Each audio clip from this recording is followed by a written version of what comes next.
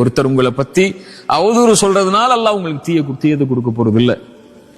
நீங்க செஞ்ச பாவத்தையோ நீங்க செஞ்ச பாவத்தை பத்தி பேசுறதுனாலயோ அல்லது செய்யாத பாவத்தை பத்தி பேசுறதுனாலயோ அல்லாஹ் அவருடைய வார்த்தைகளை கொண்டெல்லாம் யாரையும் கணக்கிட போறது இல்ல.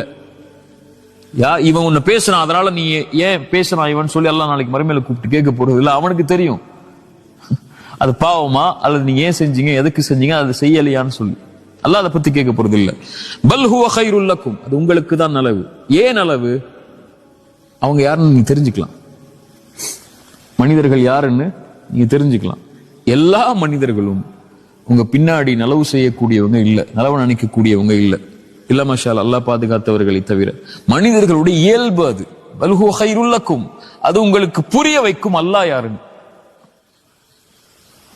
உங்க உடன் இருக்கக்கூடியவர்கள் கூட உங்களை பத்தி தப்பா பேசலாம், உங்க கூட பிறந்த தம்பி பேசலாம், மனைவி பேசலாம், உங்க குழந்தைகள் பேசலாம், உங்களோட தாய் தந்தை கூட பேசலாம். உங்களுக்கு அது புரிய வைக்கும். இதான் யதார்த்தம், இதான் வாழ்க்கை, உங்களுக்கு அல்லாஹ் மட்டும்தான் தீர்வு. உலகத்துல எல்லா மனிதர்களுடைய இயல்பும் அதுதான். மனிதனா பிறந்தவனே குறைவுபட்டவன் தான் இதுல.